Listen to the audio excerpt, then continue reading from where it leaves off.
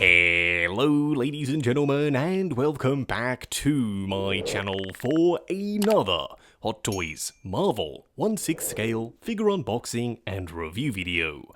Now today we are taking a look at Venomized Iron Man, kinda sorta based off his appearance in Spider-Man Maximum Venom. Now I got mine from toyswonderland.com. Link for that is in the description below. They have 12-month installment plans and a points-based reward system. While you're down there, why not hit that subscribe, bell notification icon and join button so you're notified as soon as a brand new review goes live on the channel. As for the box art, yeah, it's definitely eye-catching. Up top, Spider-Man Maximum Venom, front and center an image of Venomized Iron Man, then down below a metallic finish wraparound banner with his name as well as an image of the figure. On one side we do have Venom's head, but on the other we have Iron Man's helmet dripping in some symbiotic goo. On the back of the box, all the warnings and legal info, plus another logo. Now, on the inside of the top cover, you do have a little bit of a story as to how this figure was made. Feel free to pause to read, but basically Hot Toys collaborated with a well-known Hong Kong-based comic book artist and came up with this concept for a Venomized Iron Man, which is kind of what I meant in the intro, because this isn't how Iron Man looked in the story Spider-Man Maximum Venom. The symbiotic parts looked completely different. They were also red. First in-hand impressions is that this guy is way heavier than I was expecting. There is quite surprisingly a lot of diecast here. What we are going to do now though is get all of his accessories laid out in the light box and take a closer look at everything he comes with. Starting off with the display base first, it is the same style of base that we got with regular Venom from his solo movie. Up top it's done in this super high gloss finish so he may slip and slide on the surface. An image of Venomized Iron Man's back done in a nice deep rich blue, as well as a Spider-Man Maximum Venom logo. Up front, Iron Man Venomized, then up top, a regular crotch grabber. Depending on your preference, you do have two different head sculpts. One that's full Venom, and one that's only partially Venom. You can see Iron Man's helmet on one side, how it's been stretched open and his mouth is now fully revealed, whereas on the other you can see Venom's glossy white eye. There is also a bunch of sinewy meat down the side all the way up the top, and a little bit of Iron Man's helmet poking through. You can remove the tongue, which is sculpted really nicely. There's a ton of texture on the surface, it's glossy, and there are washes in the crevices. Plus, the mouth is fully sculpted and painted on the inside, so if you wanted to, you could absolutely opt to remove it. Whereas the other head sculpt is almost all Venom, you do still have that red piece around the back. All of the detail is well sculpted, it's wet and glossy looking, you've got the eyes on both sides, and the same shiny metallic silver teeth. Now this tongue kind of curves downwards, whereas the other tongue curves upwards, and you do have a little point down below that kind of aligns it and locks it in position. This is my favorite combo, so yeah, in the collection, my figure's going to look exactly like this. If you were wondering what the special edition bonus is, it's this right here, his sword. It's absolutely massive, it attaches via the wrist peg, you've got some rubbery spikes down below, and it's sculpted really nicely. It looks like it's actually forming out of his hand. You can still see it here, there's a bunch of sculpted in lines that makes it look really organic, but it's a rather convincing effect. Now the blade part is done in purple translucent plastic, kind of weird, but at the same time, yeah, it kind of works. Lastly, you do get a couple of hands for the Venom side, and a couple for the Iron Man side as well. They do have bits of each that have kind of been merged into them, with two Iron Man fingers and a repulsor over here, and two Venomized claws over here. You do still retain the articulated fingers, it's painted just like the rest of the suit in this red metallic satin finish. Plus, you do have some black speckling on the surface. Standing straight up and down in the light box, no crazy poses or accessories or anything like that. Honestly, I don't really know where to begin. This thing is so darn wild. It's unique, it's going to stand out in the collection, it's not super accurate to Spider-Man Maximum Venom, but as a concept, yeah, it absolutely works. But at the same time, I know it's not going to be for everyone. Now that you're seeing him standing there, you're either going to have one of two reactions. Wow, that looks really cool, I want that in my display, or wow, that looks absolutely terrible, I won't be going anywhere near it. Now, let's talk about the good stuff first. I like the proportions. He's big, he's beefy, it looks like Venom that's merged with Iron Man, which is kind of an important thing because that's the whole premise of the figure. I like the glossy effect to the symbiote sections, and I like the way they've painted the Iron Man parts. What I don't love though, and I'm sure you all will agree, the spider/crab legs. They look kind of weird, maybe even a little bit out of place. But for me, that's the one key thing that's standing out the most that kind of throws off the entire look. Up close and personal, this is one ugly figure. But I mean that in the best way possible. I really like the way he looks. Is he perfect? No. Are there a couple of choices that I don't necessarily agree with? Yes, and I'm pretty sure you can already pick out 3 of them. Nevertheless, starting off with the head sculpt first, we've discussed both in the accessory segment, but the half Iron Man, half Venomized head sits at kind of a funky angle. His neck is sloped forward, so it does give him this really chunky bodybuilder physique, and for Venomized Iron Man, yeah, that absolutely works. Now the head sculpts are attached with magnets, so switching it out is super easy. And for me personally, I'm going to go with this one right here. I don't think that the Venomized Iron Man helmet is bad per se, but this one just speaks to me. It's full Venom, and considering the figure is mostly Venom just with a little bit of Iron Man on one side anyway, I think this one just makes more sense. Alright, enough beating around the bush, let's address this thing right here. Right off the bat, I have 2 questions. Number 1, we have 3 legs, but why not 4? It's supposed to be a part of his spider symbol, and you can see the 4th leg right here, but they decided, no, the 4th one's going to be permanently sculpted to the rubbery overlay. My second question is, why is the color different on these 3 legs as compared to the 4th one and the rest of the symbol? It's not super ugly, but in person and even on camera, it's definitely noticeable. Now the legs themselves are nicely sculpted. You've got some bony protrusions, some spikes, and a really sharp tip towards the end point. You also have articulation. They've actually done something really clever. They've used normal 1/6 scale wrist pegs on the inside at 3 different points.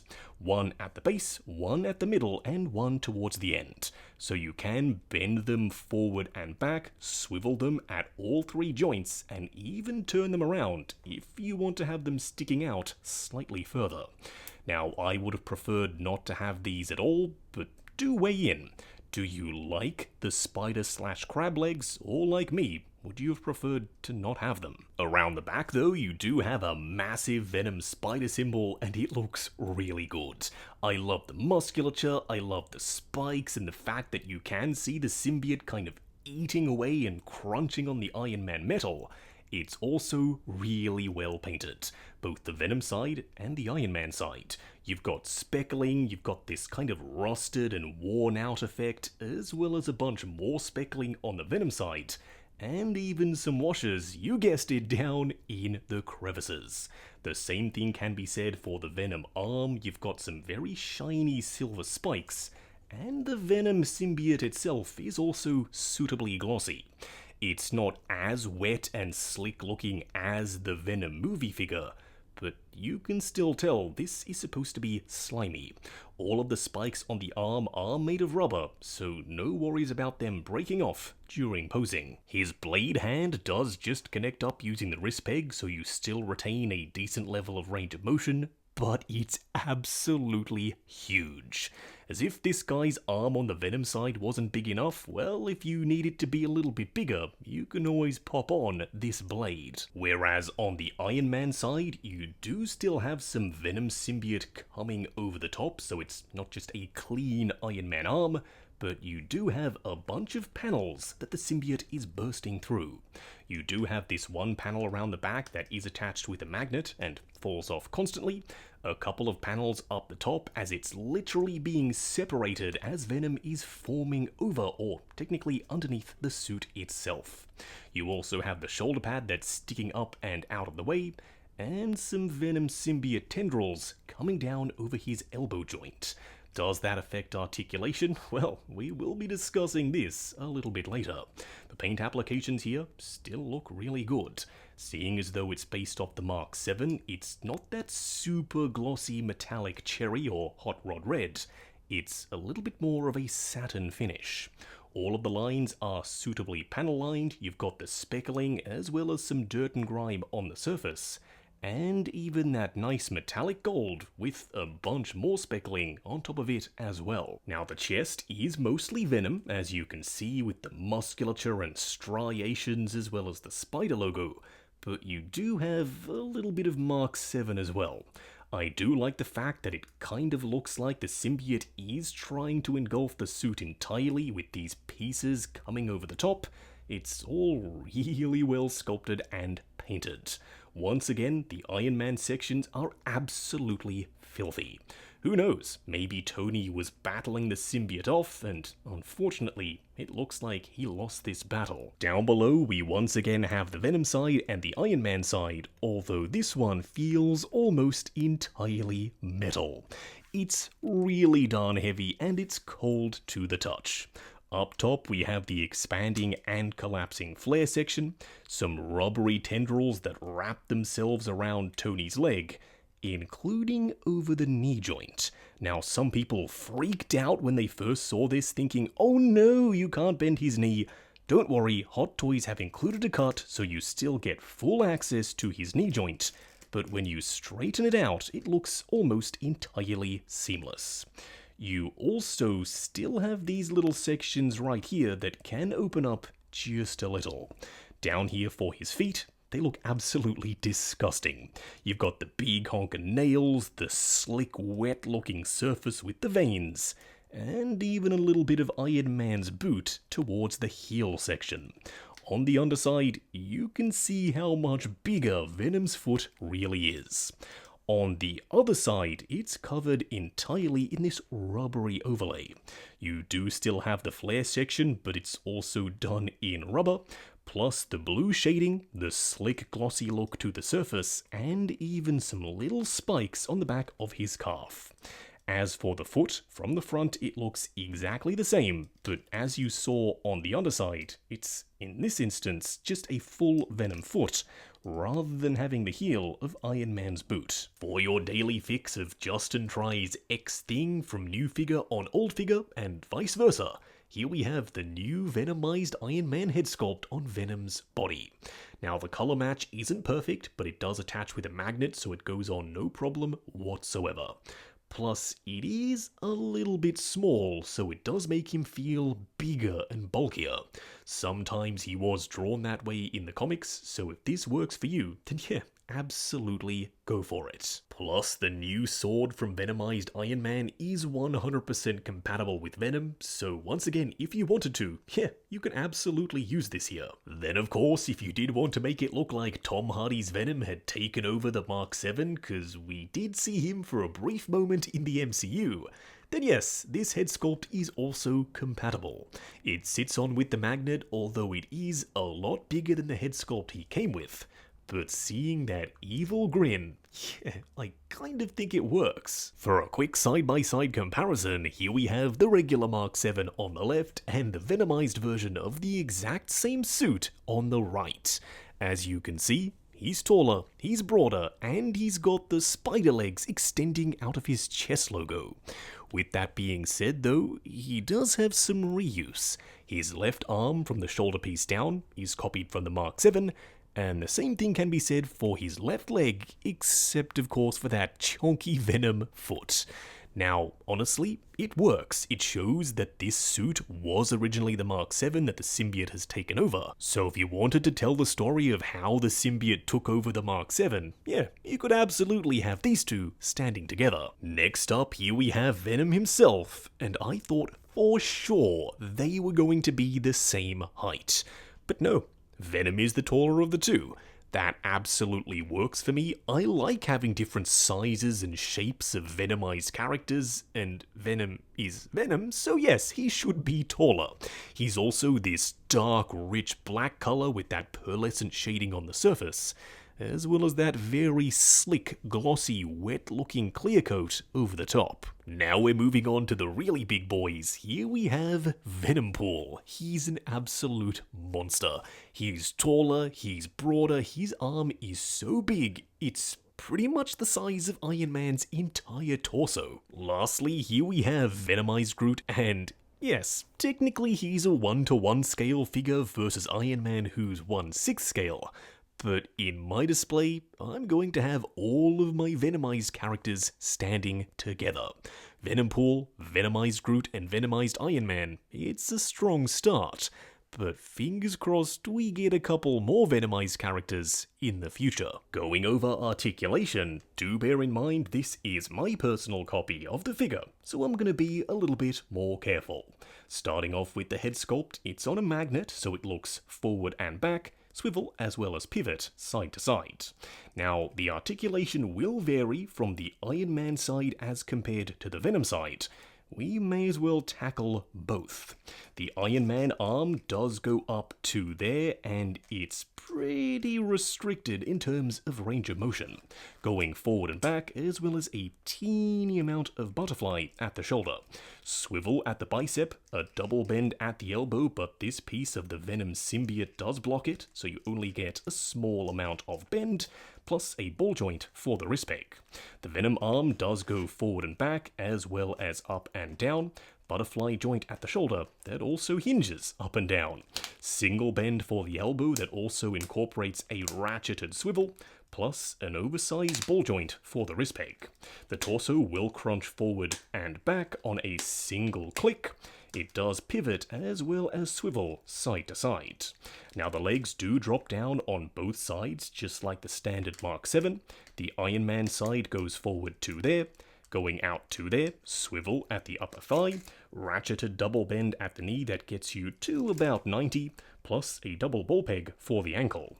Whereas the Venom side will drop down to there, going forward to there, going out to there, single bend at the knee that is on ratchets, plus, once again, a double ball peg for the ankle. Moving on to the 3 cool and 3 annoying things. Now, while I love the Mark VII, y'all know I do, technically this isn't accurate to Spider-Man Maximum Venom. The suit should be different, not just based off a film suit, plus the Venomized symbiote should actually be red rather than black. Now I understand this is an artist's concept, but at the same time, if they are branding it as Spider-Man Maximum Venom, then I feel it should be accurate to the source material. The second annoying thing has to do with articulation on his Iron Man side. Now yes, it can go forward and back, no problem. But say for instance you want it up in a repulsor blasting pose, well, you're kind of SOL, it only goes up 1 click.